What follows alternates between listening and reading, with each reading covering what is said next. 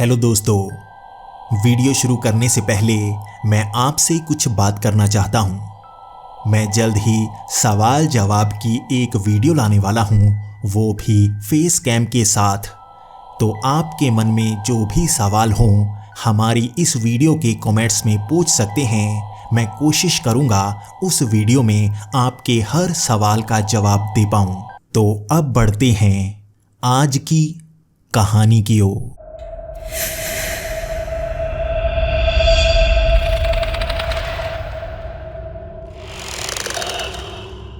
Hello दोस्तों, मेरा नाम मुरली है और मैं श्रीलंका का रहने वाला हूँ। मैं यहाँ पर एक पुराने और छोटे गांव में रहता हूँ, जहाँ पर कुछ दुकानें हैं, शहर से बहुत दूरी है और यहाँ पर सब लोग खेती का काम करते हैं। मेरे पास भी एक छोटी सी ज़मीन है, जहाँ पर खेती करके मैं घर का गुजारा करता हूँ। इस ज़मीन को भी मैंने 2 साल पहले ही खरीदा है।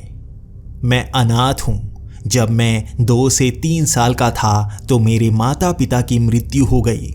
उसके बाद से ही कभी मैं अनाथालय में रहा तो कभी किसी घर में रहा।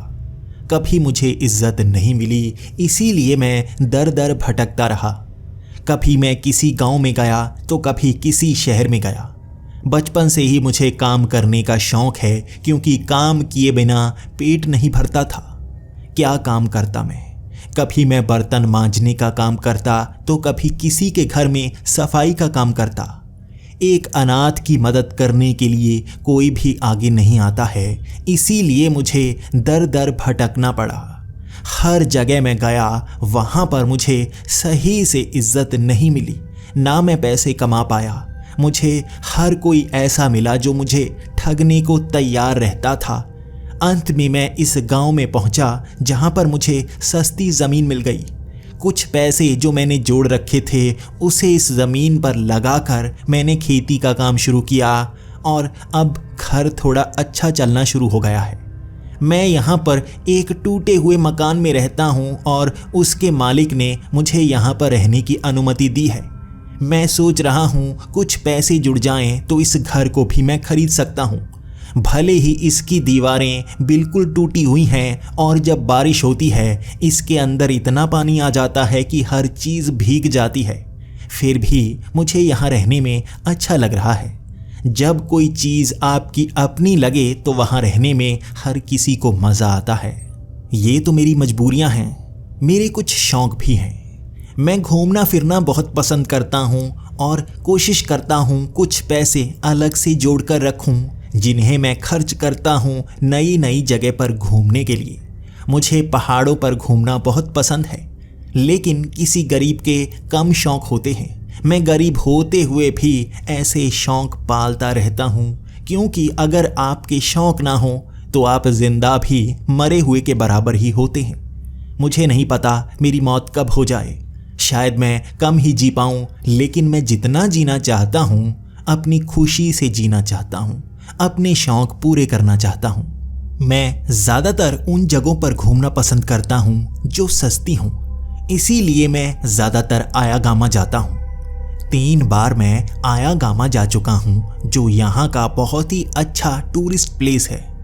ये पहाड़ियों के बीच बना एक छोटा सा इलाका है, जहाँ पर आपको कई होटल मिल जाएंगे। ये काफ़ी सस्ते से होटल हैं और वहाँ पर रहने में मेरा ज़्यादा खर्च नहीं होता।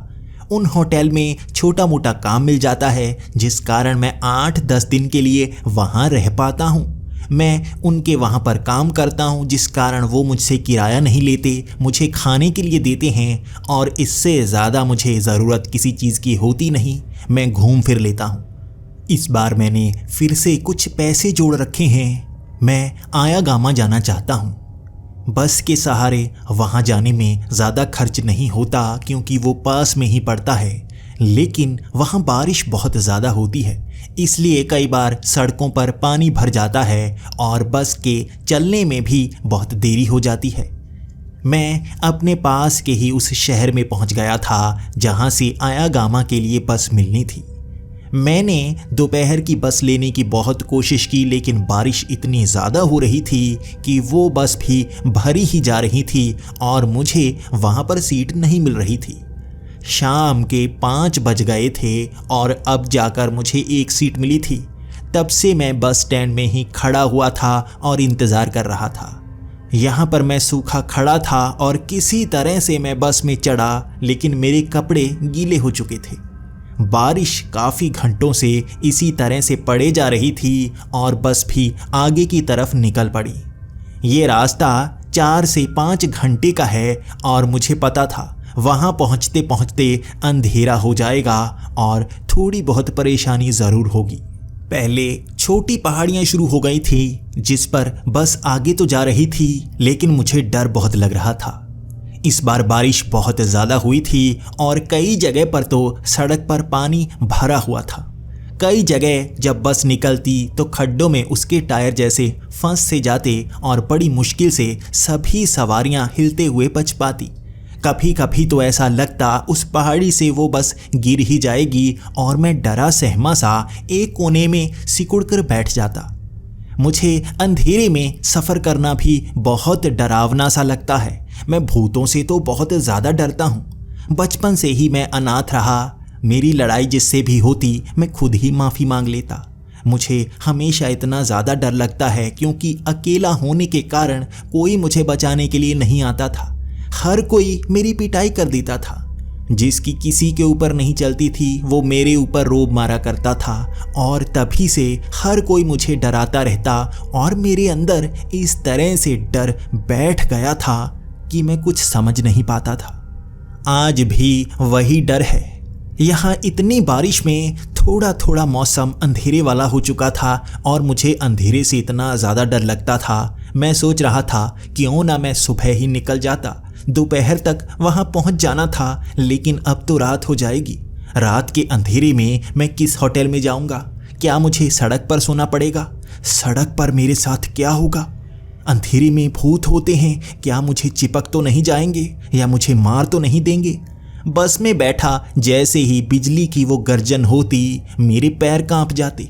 मैं खिड़की के पास और सिमट जाता और मेरे साथ बैठा हुआ वो बुजुर्ग इंसान बार बार मुझे तसल्ली दे रहा था, बच्चे डरो मत, डरने की क्या ज़रूरत है, तुम इतना ज़्यादा क्यों डरते हो?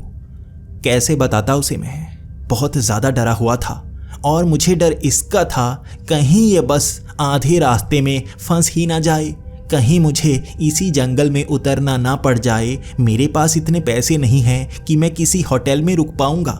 कुछ पैसे हैं वहाँ खाने पीने के लिए और अगर वो भी यहाँ किसी जगह पर खर्च हो गए तो मैं क्या करूँगा?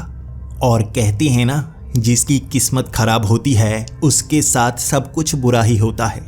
मेरे साथ भी ऐसा ही हुआ। आधे रास्ते में ही हम पहुँचे थे और वहाँ बीच जंगल में वो बस खराब हो गई। सवारियां वहां पर उतर चुकी थी और पास में कई होटल थे, लेकिन मैं वहां नहीं जा सकता था। मेरे पास इतने पैसे नहीं। ये महंगा इलाका है और यहाँ पर बहुत सारे फार्म हाउस बने हुए हैं। वो शायद अमीर लोग थे जो वहाँ कुछ समय के लिए चले गए थे और बस के ड्राइवर ने कहा था 2 घंटे लग जाएंगे बस ठीक होने में। आप यहाँ बस में रुकना चाहते हो तो रुक सकते हो, या हो सकता है सुबह ही ये बस यहाँ से निकले, तब तक के लिए यहाँ पर इंतज़ार करना पड़ सकता है। बारिश जैसे हर बार तेज़ से तेज़ होती जा रही थी और वहाँ आंधी चलना शुरू हो गई थी। मैं तो डरने लगा था। होटल में मैं जा नहीं सकता, यहाँ पर मैं सो नहीं सकता और बस के अंदर तो ड्राइवर और कंडक्टर भी रुकना नहीं चाहते थे। मैं क्या करता? मैं बस के पास खड़ा हो गया और उस बारिश में भीगता जा रहा था। कंडक्टर मुझसे कह रहा था, आओ वहाँ अंदर ले जाता हूँ तुम्हें, छोड़ आता हूँ, अकेले डरो मत। लेकिन मेरी टांगें कांप रही थी। कहाँ जाऊँ? एक गरीबी का डर और दूसरा अंधेरे से डर। मैं वहाँ सिकुड़ा सा खड़ा था और तभी एक गाड़ी वहाँ से निकली। उसमें 2 लड़के बैठे थे जिनके हाथ में बियर की बोतल थी। वो उसे पिए जा रहे थे और बार बार हॉर्न मारे जा रहे थे। वो बस को एक तरफ हटने के लिए कह रहे थे और इसी कारण उन्होंने इतने हॉर्न मारे कि मुझे बोलना पड़ गया, भाई साहब ये बस खराब है, यहाँ से निकल नहीं होगा, आप थोड़ी सी कच्ची मिट्टी में उतार कर वहाँ से गाड़ी निकाल सकते हो। तब उन लड़कों ने कहा, तुम आगे खड़े होकर रास्ता बताओ, यहाँ पर फिसलन है, कहीं गाड़ी उस खाई में ना गिर जाए। मैं पहले से भीगा हुआ था और मैं वैसे भी बहुत डरता हूँ, तो वहाँ आगे जाकर मैं उन्हें सही जगह बताने लगा। वहाँ पत्थरों के ऊपर से बड़ी मुश्किल से मैंने उनकी गाड़ी निकाली थी और उसके बाद उन्होंने कहा, तुम बारिश में क्यों खड़े हो? लगता है बस खराब हो गई है। मैंने उन्हें कहा, हाँ बस तो खराब हो गई है और मैं आगे जाना चाहता था। मेरे पास पैसे नहीं हैं, मैं यहाँ नहीं रुक सकता और बस में भी मुझे रुकने नहीं दिया गया है, बस को लॉक कर दिया गया है। मैं सोच रहा था कहाँ जाऊँ, तो यहीं रास्ते में खड़ा हूँ। इसके बाद उन लड़कों ने कहा, कोई बात नहीं, आओ गाड़ी में बैठ जाओ, तुम्हें आगे छोड़ देते हैं और ध्यान से बैठना, गाड़ी गंदी मत करना। अभी 3 घंटे का रास्ता था और मैं उनसे पूछने लगा, क्या आप भी आयागामा जा रहे हैं? उन्होंने कहा, हाँ हम भी वहाँ जा रहे हैं, कुछ दिन वहाँ पर रहेंगे और तुम्हें वहाँ पर जाना है। ठीक है, तुम्हें वहाँ पर छोड़ देंगे और हम वहाँ से आगे भी निकलना चाहते हैं, तो तुम्हें वहाँ छोड़कर निकल जाएंगे। उसके बाद गाड़ी आगे बढ़ने लगी थी और हवा इतनी तेज चल रही थी कि कभी कभी एहसास हो रहा था जैसे गाड़ी भी हिल रही हो। वहाँ गाड़ी भी इस तरह से हिल रही थी कि मेरी आंखें बार बार बंद हो रही थी। वो तो बियर पीकर जैसे टुन्न थे और मुझ पर हंसे जा रहे थे। साथ बैठा वो लड़का भी बार बार मुझसे मजाक कर रहा था और मुझे फट्टू कहे जा रहा था। लेकिन ऐसी बातें सुनने का मैं आदी हूँ। मुझे बिल्कुल भी उनसे डर नहीं लग रहा था, बल्कि माहौल से डर लग रहा था। और जैसा मैंने आपको कहा था, जिसकी किस्मत खराब होती है उसके साथ सब कुछ बुरा ही होता है। वो गाड़ी भी आधा घंटा चलने के बाद एक बिल्कुल सुनसान जगह पर जाकर बंद पड़ गई थी। यहाँ पर आसपास कुछ भी नजर नहीं आ रहा था और उन्होंने 15 मिनट लगाकर देखे, वो गाड़ी ठीक नहीं कर पाए। उनके तो पैर भी कांप रहे थे। वो तो शराब पीकर इतना ज़्यादा टुन्न थे कि उनसे संभला नहीं जा सकता था। उन्होंने कहा, अगर तुम इस गाड़ी को ठीक कर सकते हो तो कर दो। मैंने कहा, मुझे तो गाड़ी चलानी तक नहीं आती और मुझे नहीं पता इसके स्पेयर पार्ट्स कैसे काम करते हैं, गाड़ी कैसे काम करती है, मैं इसे ठीक नहीं कर सकता। धक्का लगवाना हो तो बता दो, मैं धक्का लगा सकता हूँ। वो मुझ पर हंसने लगे थे। अच्छा, तो तुम इतने शक्तिशाली हो, एक गाड़ी को हमें बिठाकर धक्का लगाकर 2.5 घंटे का सफर पार कर लोगे। एक तो वो पहाड़ियों के बीच जंगल ही ऐसा था और वहां दूर दूर तक रास्ता नजर नहीं आ रहा था। पास में ही एक बोर्ड था जो थोड़ा सा चमक रहा था। ये किसी होटल का बोर्ड था। वो मुझसे कहने लगे, चलो यहीं पर चलते हैं, आंधी बहुत तेज है और यहाँ पर बिजली बहुत ज्यादा गिरती है। कहीं हम पर बिजली गिर गई तो हमारा क्या होगा? यहाँ तो बचाने भी कोई नहीं आएगा, हमें चलकर ही उस होटल तक जाना होगा। वो छोटी सी पगडंडी थी जो होटल की तरफ जाती थी और यहाँ से एक छोटी सी इमारत नजर आ रही थी जो बिल्कुल जंगल के बीच में बनी हुई थी। ये खास होटल लग रहा था जिसका किराया बहुत ज़्यादा महंगा होगा। तो मैं वहीं पर खड़ा रह गया और वो आगे की तरफ चलने लगे थे। वो बार बार मुझे इशारा कर रहे थे, आ जाओ। आ क्यों नहीं रहे? मैं उन्हें क्या बताता, मेरे पास इतने पैसे नहीं हैं। मैं वहीं पर खड़ा इंतज़ार कर रहा था और तभी पास में ही कहीं बिजली गिरी और मैं तो डर कर नीचे बैठ गया। मैंने हाथ सर पर रख लिए थे और वो दूर खड़े मुझे देखकर हंस रहे थे और उनमें से एक ने आवाज़ लगाई, कोई बात नहीं, आ जाओ, वहीं नीचे सो लेना, मैं वहाँ मालिक से बात कर लूँगा, आधे पैसे दे दूँगा, तुम्हारा काम चल जाएगा। बस ये बात सुनी थी और मैं भागकर उनके पास पहुँच गया था।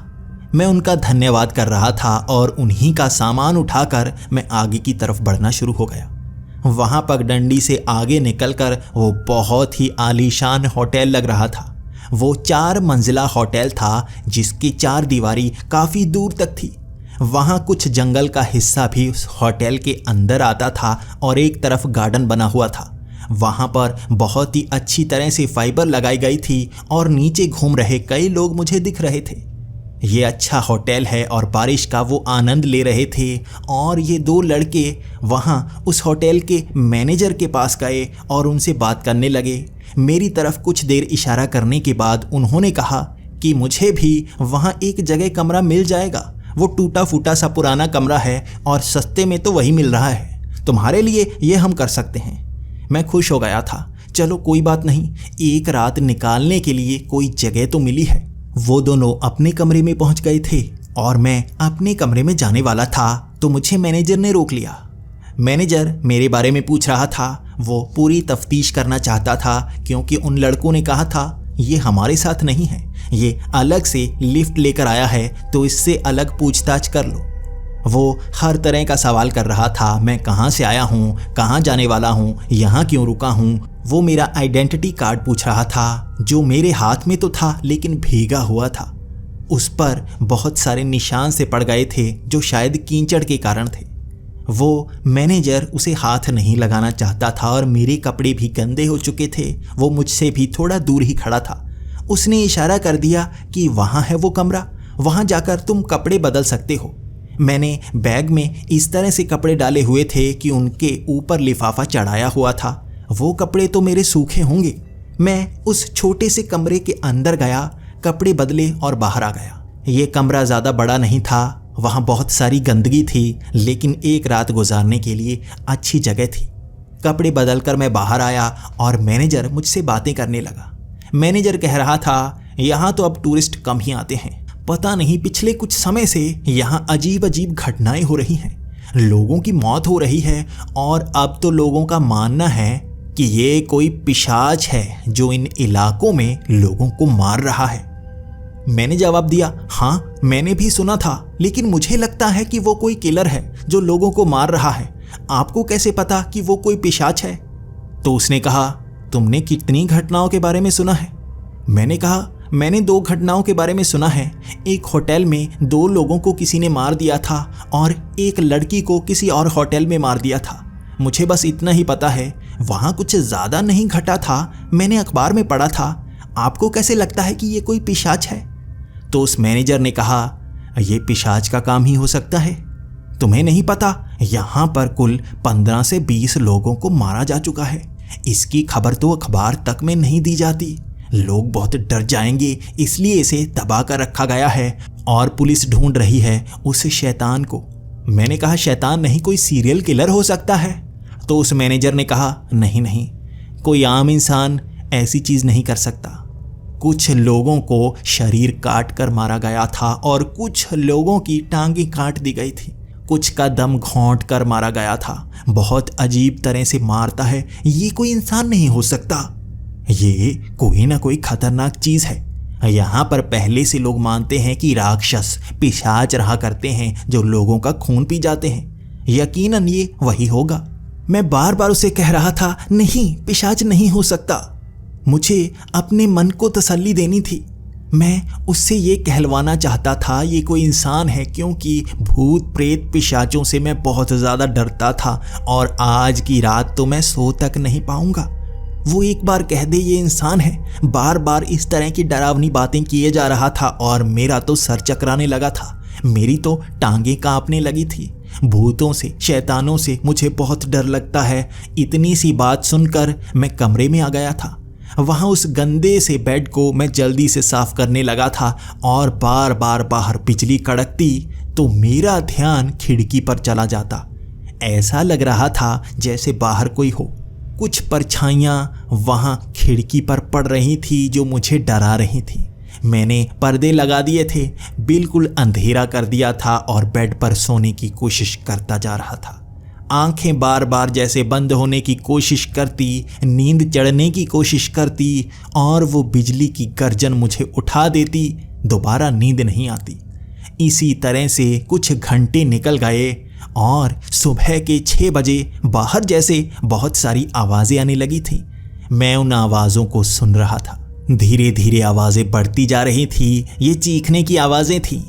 मैं भागकर बाहर गया और बाहर जाकर मैंने उस मैनेजर से पूछा, यहाँ ऐसे आवाज़ें क्यों आ रही हैं? तो वो मैनेजर बड़ी अजीब नज़र से मेरी तरफ देख रहा था। कल वो जिस तरह से पिशाच की बातें कर रहा था, उसकी आंखों में इतना डर नहीं था जितना अब था। वो कांप रहा था, उसके हाथ कांप रहे थे। बाहर बारिश इतनी तेज थी, अब तक बारिश रुकी नहीं थी और बाहर तो पानी भर आया था। रास्ता जैसे मिट सा गया था और यहाँ पर कुल 10 से 12 लोग थे जो इस होटल में रह रहे होंगे और 2 से 3 यहाँ पर काम करने वाले लोग थे। वहाँ उन सब की भीड़ एक जगह एक गोला सा बनाकर खड़ी हुई थी। जब मैं वहाँ गया वो भीड़ एक तरफ हुई। मैंने देखा वो दो लड़के जिन्होंने मुझे लिफ्ट दी थी, उनकी लाशें वहां पर पड़ी थीं। उनके शरीर पर खरोंचने के ऐसे निशान थे जो किसी दरिंदे ने बनाए होंगे। उनकी मौत दरिंदगी भरी थी। उनकी जैसे खून बहकर शरीर नीला पड़ गया था। उनके सर पर चोट के निशान थे और उनकी उंगलियां भी तोड़ी गई थीं। उसे देखकर मेरा रंग सफ़ेद सा पड़ गया और मैं पीछे की तरफ गिर गया। वो नज़ारा मुझसे देखा नहीं जा रहा था और मैं भागकर एक कुर्सी पर बैठ गया। मेरा रंग उड़ रहा था, मुझे घबराहट हो रही थी। ऐसी चीज़ देखकर मुझे वैसे भी चक्कर आने लगते हैं। मैं कमज़ोर दिल का हूँ और बहुत डरपोक हूँ। ये क्या देख लिया मैंने? मैं उस मैनेजर की तरफ देख रहा था। ये किसने किया होगा? ये कौन हो सकता है? वो मैनेजर मेरे पास आया। उसने कहा, मुझे लगता है वो पिशाच यहाँ आसपास है। यहाँ आसपास है वो। उसी ने ये काम किया होगा। वो हमारे इस होटल तक पहुँच आया है और बारिश इतनी है हम इसे छोड़कर नहीं जा सकते।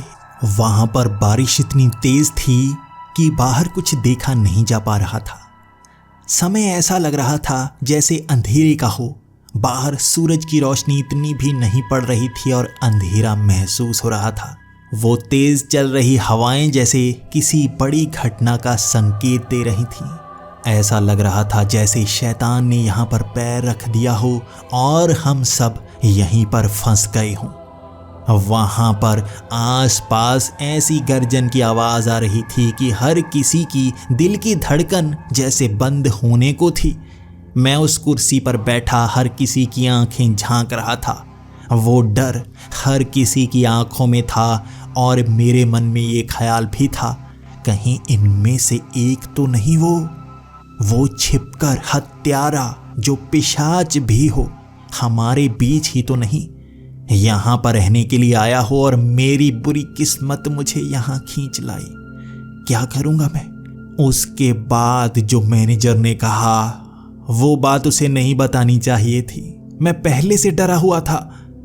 उस मैनेजर ने कहा, ये पिशाच जहाँ पर भी जाता है वहाँ कुछ लोगों को नहीं मारता। वहाँ जितने भी लोग होते हैं सबको मार देता है।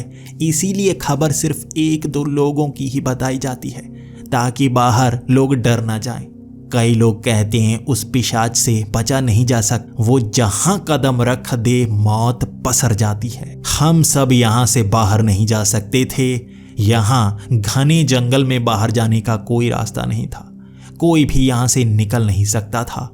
जिनके पास गाड़ियाँ थीं वो गाड़ियाँ लेकर यहाँ से निकल गए थे और जो भी उन्हें जानते थे वो उन्हें उसके अंदर बिठा चुके थे, लेकिन किसी और को वो बिठाना ही नहीं चाहते थे।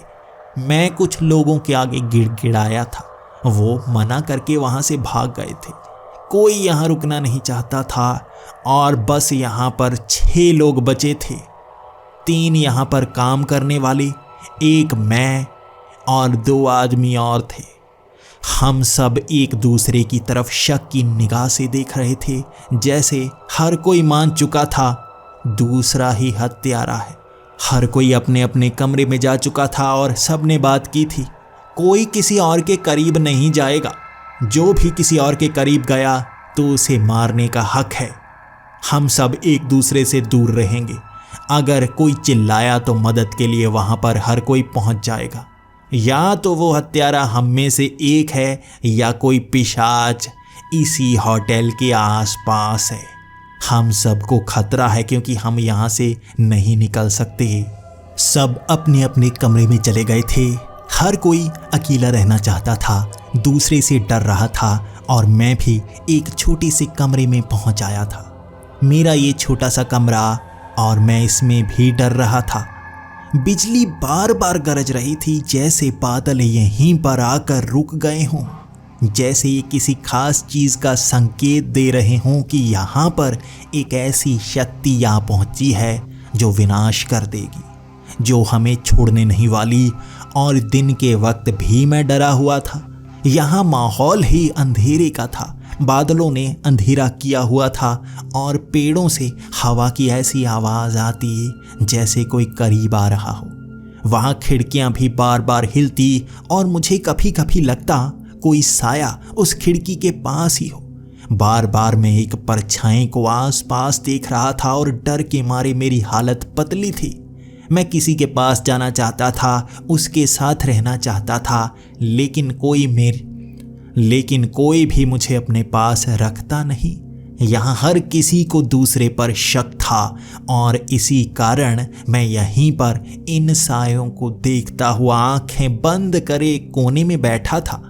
खिड़की इस तरह से हिलती जैसे ये हवा से ना हिल रही हो, कोई उसे खोलकर अंदर आने की कोशिश कर रहा हो। मैं उस खिड़की के आगे उस सोफे को खड़ा कर चुका था ताकि उस खिड़की को खोलकर कोई अंदर ना आ पाए। मेरा पूरा ध्यान उस दरवाजे पर था। हवा पता नहीं कहाँ से उस होटल के अंदर भी आ रही थी और वो दरवाज़ा भी थोड़ा थोड़ा हिल रहा था। मुझे ये भी लग रहा था दरवाज़ा खोलकर कोई अंदर आने की कोशिश कर रहा है। मैं किस पर शक करूं? क्या वो मैनेजर? क्या यहाँ पर काम करने वाले वो 3 लोग? क्या वो बूढ़ा आदमी जो यहाँ पर रुका हुआ है? या वो बॉडी बिल्डर जो ऊपर वाले कमरे में रुका हुआ है? इनमें से कोई हो सकता है। या वो पिशाच किसी को नज़र ही ना आ रहा हो और वो यहाँ रहकर इस तरह का काम कर ना चुका हो। मैं बस ये चीज़ें सोच रहा था। आधे घंटे में ही चीखने की आवाज़ें आने लगी। मैं भागकर बाहर गया तो सब लोग वहाँ पर खड़े थे और मैं उस बूढ़े आदमी को ढूंढ रहा था। वो कहाँ है? क्या हुआ? इस तरह से चीख क्यों रहे हो? कुछ देखा क्या? तो वो इशारा कर रहे थे एक कमरे की तरफ।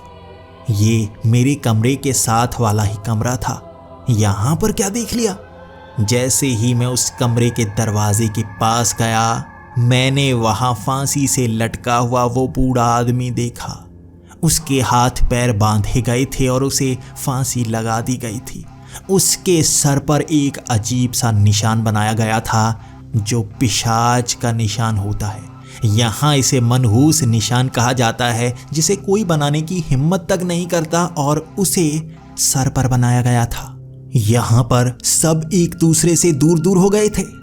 बाहर बिजली कड़कती, लेकिन बिजली के कड़कने से किसी को डर नहीं लग रहा था। हर कोई एक दूसरे की तरफ शक की निगाह से झांक रहा था। मेरा ध्यान बार बार उस बॉडी बिल्डर पर जा रहा था। वो इतना तगड़ा है कि किसी के मुंह पर अगर हाथ भी रख दे तो हिलने का उसे मौका नहीं मिलेगा। वो चीख नहीं पाएगा और वो बहुत ही तेज दिमाग भी लग रहा था। उसके हाथ में एक डायरी थी, एक पेन था और ये पेन के पीछे एक अजीब सा निशान बना हुआ था। मुझे इस पर ही शक था और मैनेजर भी मेरी तरफ इस तरह से देख रहा था जैसे उसे भी उस बॉडी बिल्डर पर शक हो। लेकिन वहाँ पर और भी लोग थे। 3 लोग जो यहाँ पर काम कर रहे थे, अब उन पर भी मेरा शक जा रहा था। उनमें से एक तो बावर्ची है जिसके हाथ में चाकू था और उस चाकू को उसने नीचे फेंक दिया था, जिसकी आवाज़ सबके कानों में पड़ी थी। वहाँ पर सफाई करने वाला एक आदमी भी था जिस पर सबको शक था। उसके पास हर कमरे की चाबी है और वो कहीं पर भी जा सकता है। और एक बूढ़ा आदमी जो यहाँ पर सिक्योरिटी का काम करता है, लेकिन उसके शरीर पर कई कट के निशान थे। ऐसा लग रहा था जैसे वो कोई पुराना मुजरिम हो। उसे देखकर भी मुझे डर लग रहा था। मैं तो हर किसी को देख रहा था तो मुझे ऐसा लग रहा था अगर इनमें से कोई एक भी मुझे पकड़ ले तो उनसे मैं बच तक नहीं पाऊंगा। मुझ में इतनी शक्ति नहीं है और अगर इनमें से कोई मुझे मारना चाहेगा तो आसानी से मार देगा। इसके बाद मैं डरा हुआ उस मैनेजर से कहा, क्या मैं तुम्हारे साथ आ जाऊं? मुझे अकेले में डर लगता है, कहीं वो मेरे कमरे में आ गया तो मैं क्या करूंगा। मैंने जैसे ही ये शब्द कहे, मैनेजर मेरी तरफ घूरने लगा और धक्का देकर मुझसे कहा, मेरे पास मत आना, मुझे तुझ पर शक है। तू रोए जा रहा है, बार बार रोए जा रहा है। कहीं तू मुझे मारना तो नहीं चाहता? मेरे साथ कमरे में तो नहीं आना चाहता? क्या तू उस बूढ़े के कमरे में गया था?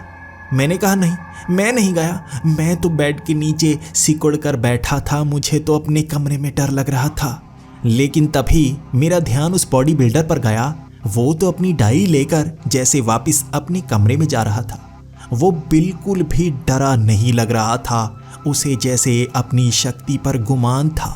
मैं सोच रहा था इससे मुझे दूर रहना चाहिए, ये कुछ भी कर सकता है। उस मैनेजर ने कहा, पुलिस को बुलाया है, लेकिन बारिश रुकने का नाम नहीं ले रही। बारिश रुकेगी तभी रास्ता थोड़ा साफ होगा, पुलिस की गाड़ी भी तभी यहाँ पर पहुँच पाएगी। पुलिस ने कहा है ध्यान रखना, जहाँ पर भी ऐसी एक घटना होती है वहाँ पर सब मारे पाए जाते हैं, जो भी वहाँ रुकता है बचता नहीं। तुम सब ध्यान रखना, कोई ना कोई वहाँ पर तुम्हें मारने की भी कोशिश करेगा। वहाँ बारिश के कारण हम बाहर भी नहीं निकल पा रहे थे। क्या करता मैं, कोई मेरे साथ आना नहीं चाहता था, हर कोई अपनी अपनी जगह पर जाना चाहता था। वो छिपना चाहते थे, मैं अपने कमरे में फिर से आ गया। मैं क्या करता, यहाँ बाथरूम का दरवाज़ा थोड़ा मोटा था। मैंने सोचा बाथरूम छोटा है, वहाँ पर कोई खिड़की तक नहीं है, बाथरूम का दरवाज़ा जोर लगाकर बंद कर देता हूँ, कुछ फंसा देता हूँ, कोई अंदर नहीं आ पाएगा। दरवाज़ा ही बंद होगा तो कोई अंदर कैसे आएगा। मैंने ऐसा ही किया। मैं अपने कमरे में गया, उसका दरवाज़ा लगा दिया। मैं बाथरूम में गया, उसका भी दरवाज़ा लगाकर मैं उस बाथ टब के पास नीचे ही बैठ गया। मैं सोच रहा था आसपास से आ रही आवाज़ों पर ध्यान नहीं दूंगा, यहाँ से बाहर नहीं निकलूंगा। तभी मैंने ध्यान दिया, मेरे पास में जो नल था वो अपने आप चलने लगा था।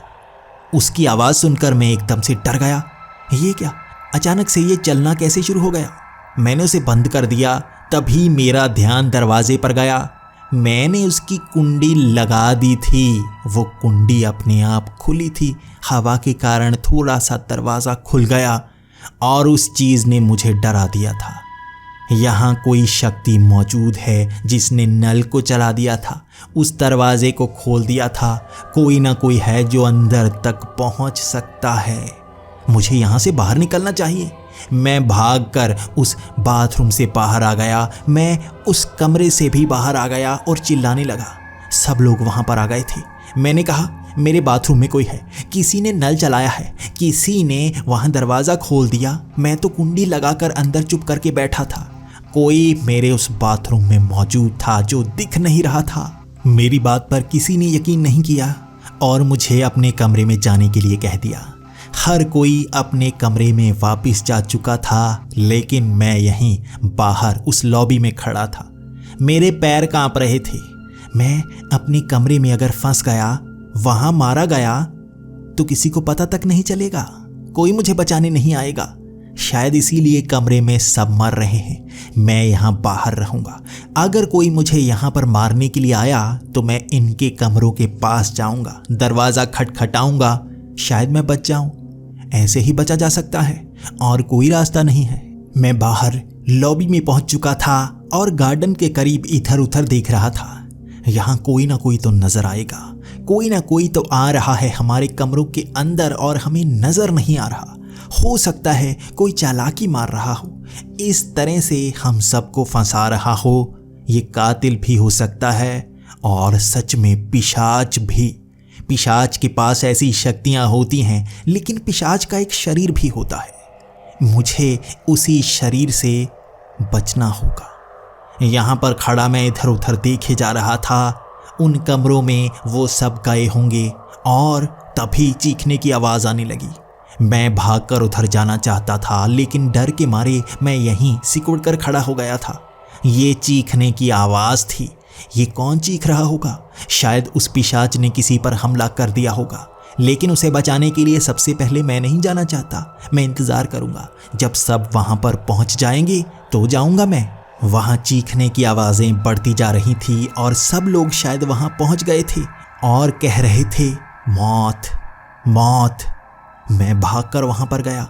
ये पास वाला ही कमरा था और वहां पर किसी ने उस बावर्ची को मार दिया था। उस बावर्ची के माथे पर ही चाकू को इस तरह से गाड़ा गया था कि उसकी शायद वहीं मौत हो गई। एक झटके में उसे किसी ने मार दिया था और वहां पर किसी के पैरों के निशान तक नहीं थे। उसके बाद हम 5 लोग खड़े थे और हर किसी को दूसरे पर शक था। वहां कोई भी एक दूसरे के पास नहीं जाना चाहता था और वो 2 लोग जो यहाँ पर काम कर रहे थे वो तो आपस में झगड़ना शुरू हो गए थे। वो एक दूसरे का गला दबा रहे थे। तूने मारा है इसे, तेरी ही लड़ाई हुई थी इससे। वो बूढ़ा आदमी उस सफाई वाले का इस तरह से गला घोंट रहा था जैसे उस बूढ़े आदमी में बहुत ताकत हो। उस बूढ़े ने उस लड़के की बाजू को इस तरह से मरोड़ा कि उसके पास बहुत शक्ति हो। बड़े आराम से उसका गला घोंटना शुरू हो गया। तभी मैनेजर वहां पर गया, उसे रोकने लगा। वो कहने लगा, क्या कर रहे हो, इसे मारना चाहते हो? तो उस बूढ़े ने कहा, यही है वो पिशाच, मुझे इस पर शक है। हमेशा जब भी कोई मरा आसपास इसके पैरों की आवाज आ रही थी। ऐसे जूते तो यही पहनता है। टक टक की आवाज आ रही थी और किसी ने ऐसे जूते नहीं पहने थे।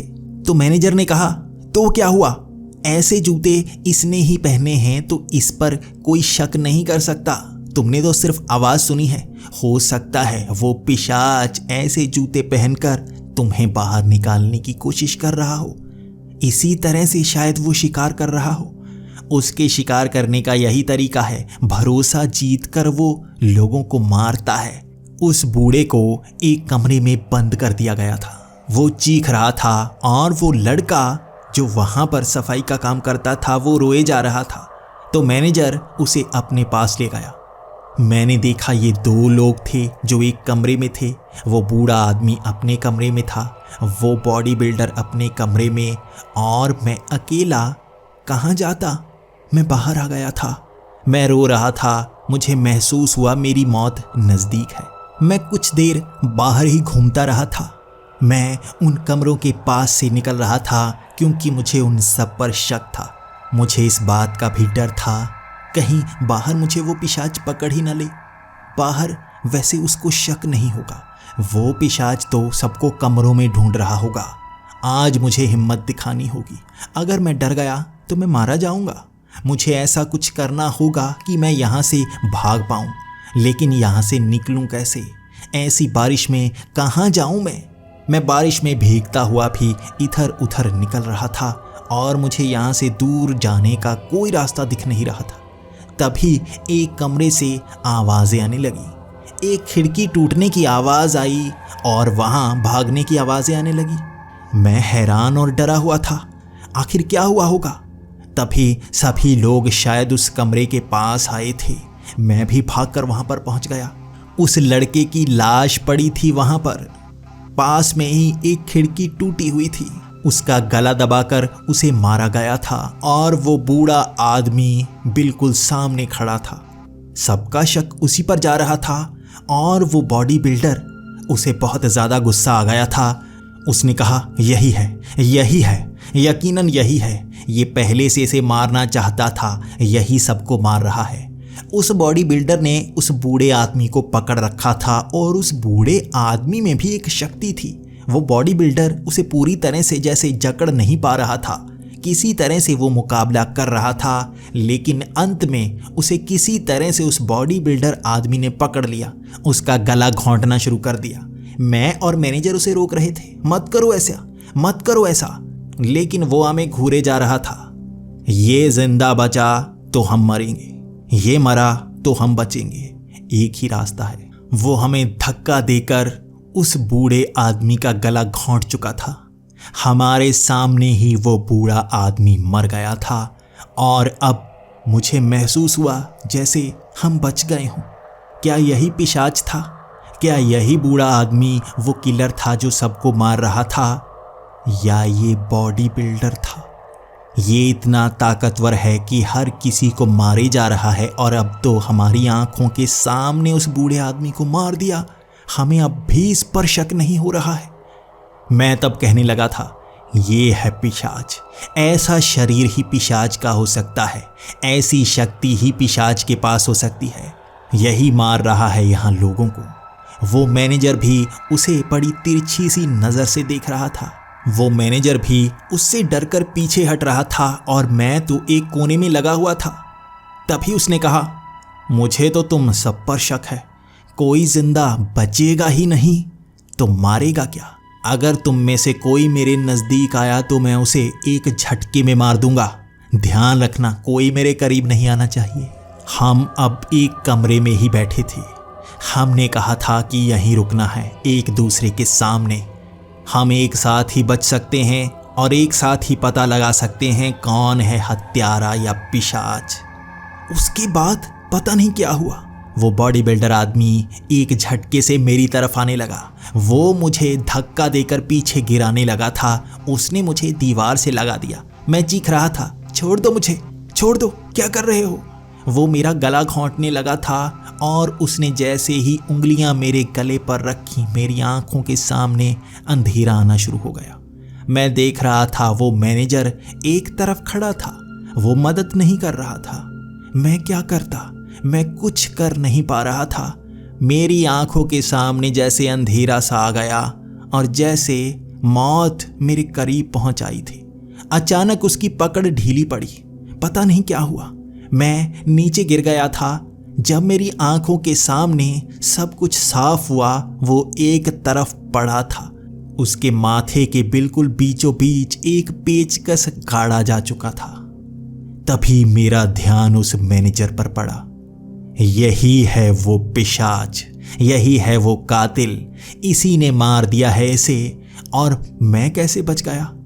शायद मैं इस कारण बच गया कि ये मुझे मारेगा, या इस कारण बच गया कि इसे लगा मैं मर चुका हूं, नीचे गिरा पड़ा हूं। वो मैनेजर वहां पर खड़ा था और उसके हाथ में एक लोहे की रॉड थी। उसने कब लोहे की रॉड से मुझ पर वार करना शुरू कर दिया, मैं समझ नहीं पाया। उसने मेरी बाजू पर 2 बार वार किया और मैं दर्द के मारे करा रहा था, छोड़ दो मुझे, मुझे क्यों मार रहे हो? मैं कुछ नहीं किसी को बताऊंगा, मैं यहाँ से दूर चला जाऊंगा, मुझे जिंदा छोड़ दो। उसकी आंखों में दरिंदगी भरी थी। वो मुझे जान से मारना चाहता था। उसके वार ही ऐसे थे कि वो मुझे चोट नहीं पहुंचाना चाहता था, बल्कि मार ही देना चाहता था। वो इस तरह से रॉड के वार कर रहा था और मेरी टांगों में भी पता नहीं कहां से शक्ति आ गई। मैं डरकर हमेशा कोने में जकड़ सा जाता हूँ, लेकिन उस बार मुझ में थोड़ी सी ताकत आ गई थी। मैं उससे बचता जा रहा था और मेरे हाथ में जो आ रहा था मैं उसे मार रहा था, लेकिन उसका शरीर मुझसे बहुत ताकतवर था। वो बड़ी आसानी से मुझे वहां पर जकड़ सकता था, लेकिन वो लोहे की रॉड से वार किए जा रहा था और मैं किसी तरह से हिलता हुआ उससे बच रहा था। तभी मेरे हाथ में वो चाकू लगा जो नीचे गिरा हुआ था। मैं बस पीछे मुड़ा था अपने आप को बचाने के लिए, लेकिन उसने मुझे धक्का दे दिया और मैं बाहर लॉबी में जा गिरा। वो दरवाज़ा भी आधा टूट गया था। वो रॉड का वार करने के लिए मेरी तरफ आया था, लेकिन शायद उसका पैर फिसल गया। वो सीधा उस चाकू पर आ गिरा और वो चाकू उसकी गर्दन के आर पार हो गया। लेकिन उसकी गर्दन के आर पार वो चाकू हो चुका था। उसमें अब भी ताकत थी। वो मेरा गला घोंट कर ही मुझे मारने की कोशिश कर रहा था। अब बचने का एक ही रास्ता था। मैंने वो चाकू उसकी गर्दन से इस तरह से निकाला कि वो चीख भी नहीं पा रहा था। मैंने वार करने शुरू कर दिए। मेरे पास भी हथियार था। मैं वार करता गया। उसके गले में कई वार किए, तब जाकर वो कमज़ोर पड़ा और धक्का देकर मैंने उसे पीछे फेंक दिया। वो अब भी ऐसा लग रहा था जैसे कोई शैतान हो। वो हिल रहा था। वो बार बार उठने की कोशिश कर रहा था, लेकिन उसका खून इतना बह गया था कि वो तड़प तड़प कर खत्म हो गया। मैंने एक शैतान का अंत कर दिया था और अब मुझे मारने के लिए यहाँ पर कोई मौजूद नहीं था।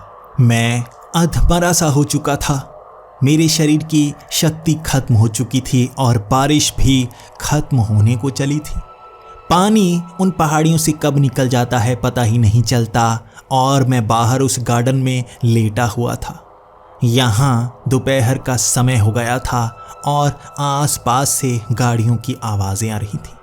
पुलिस की गाड़ियाँ वहाँ पहुँच चुकी थी और मुझ में इतनी शक्ति तक नहीं थी कि मैं उठकर उन्हें कुछ बता पाता। अंदर लाशें ही लाशें भरी पड़ी थी और मेरे शरीर से भी खून निकल रहा था। मैं उन्हें कुछ बता नहीं पा रहा था। उन्होंने मुझसे कई सवाल किए और मेरे इलाज के लिए मुझे वहाँ से ले गए। एक अस्पताल में 2 दिन तक मेरा इलाज करवाया गया और उसके बाद अचानक पता नहीं क्या हुआ, मुझे पकड़कर वहाँ हवालात में ले जाया गया। वहाँ पर कई लोग आ चुके थे। वहाँ भीड़ लगी हुई थी मुझसे सवालों की। मुझ पर सवालों की बौछार हुए जा रही थी। वो पूछ रहे थे, क्यों मारा उनको? तुमने क्यों मारा उनको? मैंने कहा मैंने नहीं मारा। उस मैनेजर ने मारा था। उसने ही अंत में उस बॉडी बिल्डर को मारा था। मुझे लगता है कि उसी ने मारा था। वो अंत में मुझे भी मारना चाहता था। मैंने वहां पर घटी हर घटना को उन्हें बताया, लेकिन वो यकीन कर ही नहीं रहे थे। मैंने कहा ऐसा ही हुआ है, वहां कोई पिशाच आ रहा था और शायद ये मैनेजर ही पिशाच था। इसी ने मारा सबको। वो बॉडी बिल्डर को भी इसी ने मारा। उसके माथे पर पेचकस गाड़ दिया। वहां कोई पुलिस वाला मान नहीं रहा था। मुझे एक और कमरे में ले जाया गया। मेरे सामने एक टीवी रख दिया गया। उसमें एक फुटेज चलाई जा रही थी। पहले तो मुझे समझ में नहीं आया ये कौन सी फुटेज है। तभी मैंने पहचान लिया, ये सीसीटीवी फुटेज थी उसी होटल की। उस होटल में ऐसी ऐसी जगह पर सीक्रेट कैमरे लगाए गए थे जो बिल्कुल उन बल्ब के पास रखे गए थे। इस तरह के कैमरे सिक्योरिटी के लिए लगाए गए थे और इनकी फुटेज भी उस होटल के मालिक के कमरे में स्टोर होती थी। वहां तो मैनेजर तक को नहीं पता था कि यहाँ हर जगह कैमरे लगे हुए हैं। उनकी फुटेज मुझे दिखाई जा रही थी और मुझसे पूछा जा रहा था कैसे मारा उन सबको। मैं तब भी कहता रहा मैंने नहीं मारा, आप इसमें देख सकते हैं। और तब उन्होंने मुझे वो फुटेज दिखाई। हर एक के कमरे में जाते हुए मुझे दिखाया गया था। मैं अपने कमरे से निकलता, दूसरे के कमरे में जाता, उसके बाद बाहर भागकर आता, अपने कमरे में पहुंच जाता। सब लोग वहां पर इकट्ठा होते। उसमें अंत की वो फुटेज भी थी जिसमें मैंने उस बॉडी बिल्डर को मारा था। मैंने उस पेचकस को उसके माथे में गाड़ दिया था।